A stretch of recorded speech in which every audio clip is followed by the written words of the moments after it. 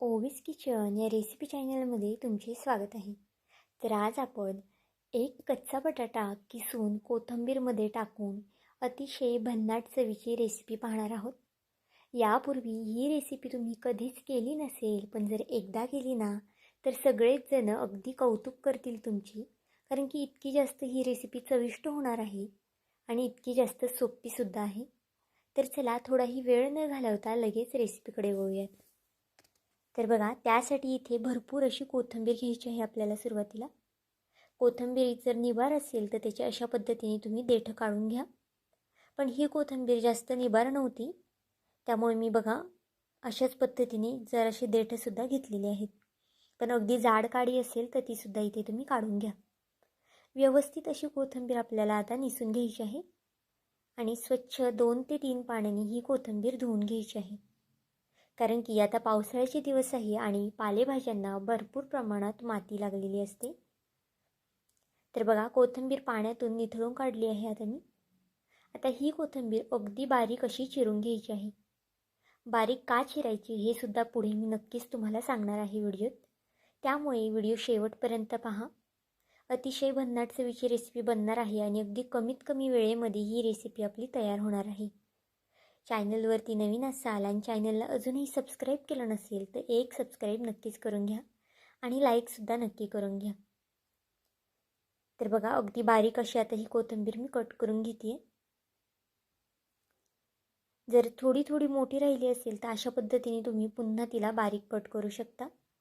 फक्त लक्षात ठेवा, कोथिंबीर आपल्याला या रेसिपीसाठी छान बारीकच कट करायची आहे. तर बघा, सर्व कोथिंबीर इथे मी चिरून घेतलेली आहे बारीक अशी.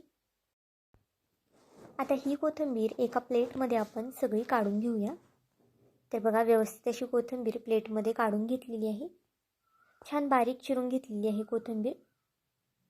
तुम्हाला जर कात्रीच्या सुरीने चिरायची असेल तर त्यानेसुद्धा तुम्ही अशा पद्धतीने बारीक कोथिंबीर चिरू शकता. तर बघा, आता इथे एक कच्चा बटाटा मी किसून घेतलेला आहे. पण किसलेला कच्चा बटाटा आपल्याला तसाच टाकायचा नाही. स्वच्छ 2 ते 3 पाण्याने तो कच्चा किसून घेतलेला बटाटा धुवायचा आहे आणि मग नंतरनं त्यातलं अगदी पिळून पाणी काढायचं आहे आपल्याला. अजिबातच पाण्याचा अंश बटाट्यामध्ये राहिला नाही पाहिजे. तुम्ही इथे पाहू शकता किती कोरडा असा बटाटा आपला झालेला आहे. तुम्ही बारीक किसणीने किसा, मग जर तुमच्याकडे मोठी किसणी असेल त्याने किसलं तरी चालेल. आता बघा, एक मिक्सरचं भांडं घेतलेलं आहे मी. त्यामध्ये एक 5 ते 6 हिरव्या मिरच्या घातलेल्या आहेत. मिरचीचं प्रमाण तुम्ही तुमच्या आवडीनुसार कमी किंवा मग जास्त करू शकता. आता यामध्ये 5 ते 6 लसूण पाकळ्या घातल्या आहेत सोलून. आता हे वाटून घेऊया. भरभरीतच असं हे मी वाटून घेतलेलं आहे. एका साईडला गॅसवरती मी कढई ठेवली आहे तापत. त्यामध्ये 1 पळी इतपत तेल घालून घेतलेलं आहे.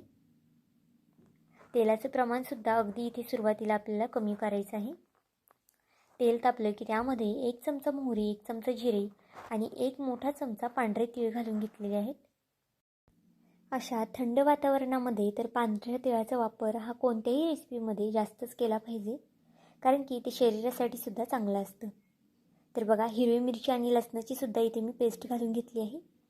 आता जो किसून ठेवलेला बटाटा होता, जो आपण घट्ट पिळून घेतला होता, तो यामध्ये घालून घेऊया. यामध्ये अर्धा चमचा हळद घालून घेतलेली आहे मी. आता हे पुन्हा छान असं मिक्स करून घ्यायचं आहे. जास्त वगैरे आपल्याला हे शिजवत बसायचं नाही. इथे आपण कोणत्याही प्रकारची भाजी करत नाही किंवा मग पातळ कालवणही करत नाही. खूप जास्त वेगळी रेसिपी आहे. व्हिडिओ शेवटपर्यंत पहा, म्हणजे नक्कीच तुम्हाला ही रेसिपी नक्की काय आहे हे कळणार आहे. तर बघा, छान असं आता हे मिक्स करून घेतलेलं आहे. आता जी कोथिंबीर आपण कट करून घेतली होती ती यामध्ये घालून घेऊया. तर पाहू शकता, सर्व कोथिंबीर यामध्ये घालून घ्यायची आहे. गॅसची फ्लेम ही अगदी स्लो ठेवायची आहे, नाहीतर जो बटाटा आहे तो खाली करपू शकतो. तर आता ही कोथिंबीर या बटाट्यामध्ये मिक्स करून घेऊया आपण. व्हिडिओ इथपर्यंत पाहिलाच आहे आणि व्हिडिओ थोडा जरी आवडला असेल तर नक्कीच व्हिडिओला एक लाईक आणि एक सबस्क्राईब करून घ्या. आणि माझा हा व्हिडिओ तुम्ही कोणत्या देशातून, कोणत्या शहरातून पाहत आहात हे सुद्धा मला कमेंट करून सांगायला विसरू नका. तर बघा, छान असं आता हे मी मिक्स करून घेतलं आहे. सुरुवातीलाच इथे तुम्ही ओवा घाला. मी सुरुवातीला विसरले होते, त्यामुळे आत्ता ह्या स्टेजला घालून घेतला आहे.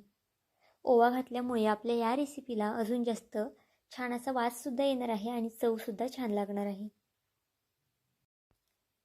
तर आता बघा कोथिंबीर आणि बटाटा छान असं परतून झालेला आहे. आता यामध्ये आपण 1 ते 1.5 ग्लास इतपत पाणी घालून घेतलेलं आहे. चवीनुसार मीठसुद्धा घालून घ्यायचं आहे आणि हे छान असं मिक्स करायचं आहे. आता मात्र गॅसची फ्लेम आपल्याला फास्ट ठेवायची आहे. तर बघा फास्ट गॅस केलेला आहे मी आणि जे पाणी आहे त्यालासुद्धा छान अशी उकळी आली आहे. पाण्याला अशाच पद्धतीने उकळी आली पाहिजे. आता यामध्ये 2 ते 3 चमचे इतपत मी बेसन पीठ घातलेलं आहे. आता बाजरीचे पीठ घालून घेऊया. तुमच्याकडे जर बाजरीचं पीठ नसेल त्याऐवजी कोणतं पीठ वापरायचं हे सुद्धा मी तुम्हाला नक्कीच सांगणार आहे. तर बघा 2 चमचे बाजरीचं पीठ आणि 1 ते 1.5 चमचा मी इथे तांदळाचं पीठ घातलेलं आहे. जर बाजरीचं तांदळाचं पीठ नसेल तर त्याऐवजी तुम्ही ज्वारीचं पीठ वापरलं तरी चालेल. तर बघा पीठ घातल्यानंतर गॅसची फ्लेम स्लो ठेवा आणि असं ढवळून घ्या हे छान. अगदी सतत हलवून घ्यायचं आहे म्हणजे याच्या ज्या गुठळ्या आहेत त्या होणार नाही. तर बघा अगदी सहज असं मॅश करता येतं. कलथ्याने मॅश करा किंवा मग पळीने सुद्धा हे तुम्ही व्यवस्थित असं मॅश करू शकता. अगदी खमंग रुचकर अशी ही रेसिपी तयार होणार आहे आणि खायला म्हणाल तर नक्कीच चवदार लागणार आहे. पाहुणे आल्यावर तर नक्कीच ही रेसिपी तुम्ही करा, कारण की ते तुमची वाहवा केल्याशिवाय राहणार नाही. लहानांपासून मोठ्यांपर्यंत सर्वांनाच आवडणारा हा पदार्थ आहे. तुम्ही सणासुदीला सुद्धा ही रेसिपी करू शकता किंवा मग आता पावसाळ्याचे दिवससुद्धा आहेत. आत्ता लगेच म्हटलं तरी तुमच्या घरात या रेसिपीचं साहित्य अवेलेबल नक्कीच असणार. तर बघा इथे थोडंसं पीठ मला कमी वाटत आहे, त्यामुळे पुन्हा मी अर्धा चमचा इथे तांदळाचं पीठ घालून घेतलं आहे. आता पुन्हा हे छान असं मिक्स करून घ्यायचं आहे. गॅसची फ्लेम इथे मी कुठेही फास्ट केलेली नाही, अगदी स्लो ठेवायचा आहे गॅस, नाहीतर मग जे बॅटर आहे ते खाली चिटकून जाईल. आता यावरती 1 ते 2 मिनटासाठी मी झाकण ठेवलं आहे. आपल्याला मध्ये आधे यावरती झाकण ठेवायचं आहे. तर बघा आता 1 ते 2 मिनिटांनी पुन्हा हे छान असं मिक्स करून घेते. झाकण ठेवल्यानंतर सुद्धा आपल्याला गॅस अगदी स्लो ठेवायचा आहे, नाहीतर जे हे पीठ आहे ते अगदी खाली चिटकू शकतं. तर बघा इथे बॅटर थोडंसं मला अजून पातळ वाटत आहे, कारण की बॅटर आपल्याला अगदी दाटसर लागणार आहे, जास्तसुद्धा बॅटर पातळ लागणार नाही. तर बघा इथे थोडंसं पातळ बॅटर आहे, त्यामुळे पुन्हा मी 2 ते 3 मिनिटासाठी याला छान वाफ देणार आहे. तर बघा पुन्हा झाकण ठेवून घेऊया. तर आता 1 ते 2 मिनटं झालेली आहेत. पुन्हा झाकण काढूया. पाहू शकता ह्याला छान अशी वाफसुद्धा बसलेली आहे आणि जे आपलं पीठ आहे ते सुद्धा अगदी परफेक्ट असं शिजलेलं आहे. यामध्ये बाजरीचं पीठ आणि बेसन पीठ असल्यामुळे शिजायला थोडासा वेळ लागू शकतो. तर बघा छान असं पीठ आपलं शिजलेलं आहे. जर तुम्हाला मीठ वगैरे कमी वाटत असेल तर तुम्ही याच स्टेजला आता मीठ टाकू शकता. आता गॅसची फ्लेम आपल्याला बंद करून ठेवायची आहे आणि कढई एका साईडला आपल्याला उतरून घ्यायची आहे. आता बघा इथे एका प्लेटला मी थोडंसं तेल लावून घेतलं आहे. अगदी कडेपर्यंत आपल्याला तेल लावून घ्यायचं आहे. तुम्ही डब्यातसुद्धा करू शकता किंवा मग अशा पद्धतीने प्लेटलासुद्धा तेल लावू शकता. तर बघा आता थोडेसे खालच्या साईडने पांढरे तीळ मी भुरभुरले आहेत. पांढरे तीळ घालणं अगदी ऑप्शनल आहे, तुम्हाला जर आवडत असेल तर घाला किंवा मग नाही घातले तरी चालतील.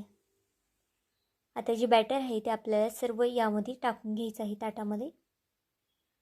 गरम गरम असतानाच हे बॅटर आपल्याला यावरती टाकून घ्यायचं आहे. तर आता बघा कलथ्याला जे बॅटर चिकटलेलं आहे ते अशा पद्धतीने सुरीने काढून घ्या, म्हणजे अगदी सहज निघलं जाईल.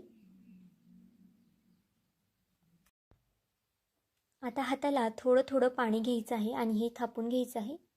जर खूप जास्त गरम वाटत असेल तर तुम्ही अशा पद्धतीने पेल्याने सुद्धा किंवा मग वाटीने सुद्धा हे पसरून घेऊ शकता. तर बघा पेल्याला पण आपल्याला थोडंसं पाणी लावायचं आहे खालून आणि अशा पद्धतीने छान हे थापून घ्यायचं आहे. तर सुरुवातीला मी हे खूप जास्त गरम आहे त्यामुळे पेल्याने थापणार आहे आणि मग नंतर थोडंसं थंड झालं की हे हाताने मी थापून घेणार आहे. तर इथे पाहू शकता हाताला अगदी थोडंसं पाणी लावून घ्यायचं आहे आणि हलक्या हाताने हे छान असं थापून घ्यायचं आहे. तर बघा अगदी कडेपर्यंत मी हे थापून घेतलेलं आहे. आता यावरती पुन्हा थोडीशी पांढरी तीळ घालणार आहे आणि पुन्हा हे छान मी हाताने बघा थापून घेतलेलं आहे. अगदी कडेपर्यंत थापलेलं आहे. थोडंसं थंड झाल्यावर थापलं की हाताला सुद्धा भाजत नाही आणि हे वड्या ज्या आहेत त्यासुद्धा आपल्याला छान थापता येतात. तर बघा तुमचं जर बॅटर कमी असेल तर तुम्ही छोटी प्लेटमध्ये थापलं तरी चालेल किंवा मग अशा पद्धतीने थोडंसं जास्त प्रमाणात बॅटर असेल तर मोठ्या प्लेटमध्ये थापलं तरी चालेल.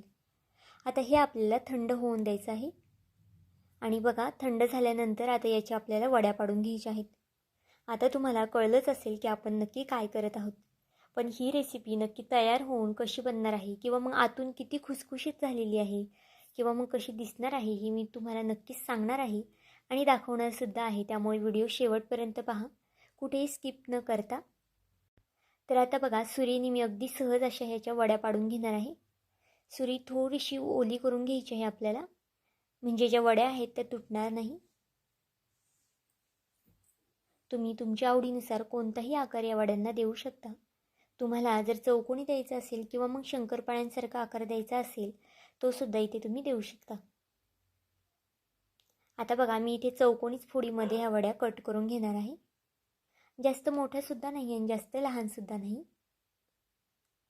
आता खाली तेल लावल्यामुळे अगदी सहज आपल्या ह्या वड्या निघल्या जातात. खाली अजिबातच चिटकत वगैरे नाही. तुम्ही जर गरम गरम बॅटरमध्ये या वड्या कापल्या तर त्या निघणारसुद्धा नाही आणि अगदी तुटूनसुद्धा जातील.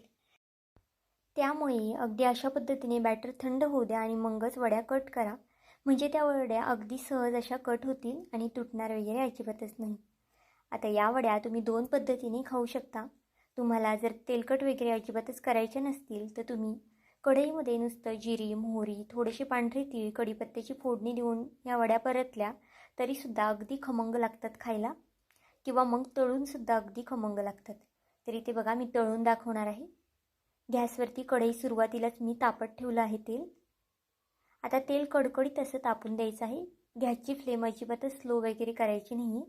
फास्ट गॅसवरतीच ह्या वड्या आपल्या तळून घ्यायच्या आहेत, नाहीतर मग वड्या लूज पडतील आणि मग तेल जास्त पितील. त्यामुळे फास्ट गॅसवरतीच या वड्या छान खमंग अशा तळून घ्यायच्या आहेत. तर बघा एक एक करून या वड्या मी यामध्ये सोडणार आहे. आता इथे कढई थोडीशी पसरटी आहे त्यामुळे एक संगती जराशा जास्त सोडता येतात, पण जर तुमची कढई लहान असेल, खोलगटी असेल तर एकदम सोडू नका. 3 ते 4 वड्या एका टायमाला तुम्ही सोडा. तर बघा फास्ट गॅसवरती आता ह्या वड्या मी छान अशा तळून घेणार आहे. अगदी कशासोबतही या वड्या तुम्ही खाऊ शकता, चटणीबरोबर, चहाबरोबर किंवा मग टोमॅटो केचपसोबत. खूप जास्त चवीला भन्नाट लागतात आणि ही रेसिपी तुम्ही जर एकदा केली ना तर नक्कीच आठवड्यातून 2 ते 3 वेळा नक्कीच कराल. तर बघा छान अशा फास्ट गॅसवरती वड्या तळून घ्यायच्या आहेत. गोल्डन रंग येतोपर्यंत आपल्याला याला तळायचं आहे. बघा अशाच पद्धतीने छान असा गोल्डन रंग आला की या वड्या आपल्याला काढून घ्यायच्या आहेत. अजिबातच तेलकट वगैरे होत नाही आणि अजिबातच खायलासुद्धा खवखव लागत नाही. अगदी छान लागतात चवीला. आता या वड्या एका प्लेटमध्ये काढून घेते आणि त्याच पद्धतीने दुसऱ्यासुद्धा वड्या मी तळून घेणार आहे.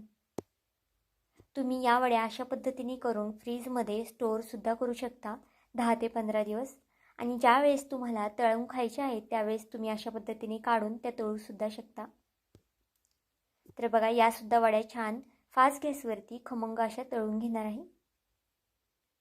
व्हिडिओ इथपर्यंत पाहिलाच आहे आणि व्हिडिओ थोडा जरी आवडला असेल तर नक्कीच व्हिडिओला एक लाईक आणि एक सबस्क्राईब करून घ्या. तर बघा यासुद्धा वड्या छान अशा काढून घेऊया आपण प्लेटमध्ये. तुम्ही रंग तर पाहू शकता वड्यांना किती छान असा आलेला आहे. आता एका प्लेटमध्ये या सगळ्या वड्या मी काढून घेते. तर इथे मी टोमॅटो केचपसोबत या वड्या सर्व केलेल्या आहेत. तुम्ही कोणत्याही चटणीबरोबर किंवा मग नुसत्या खाल्ल्या तरीसुद्धा ह्या अगदी अप्रतिम लागतात. आता इथे तुम्ही या वड्यांचा आवाज ऐकूच शकता. किती जास्त कुरकुरीत खुसखुशीत या वड्या झालेल्या आहेत. आतनं अगदी मऊसूत आणि वरनं अगदी कुरकुरीत अशा या वड्या झालेल्या आहेत. तर बघा छान अशी आतून जाळीसुद्धा वड्यांना पडलेली आहे. तर आजचा हा व्हिडिओ तुम्हाला कसा वाटला मला हे कमेंट करून नक्की सांगा. आणि चॅनलवरती नवीन असाल तर चॅनलला एक लाईक आणि एक सबस्क्राईब करायला विसरू नका.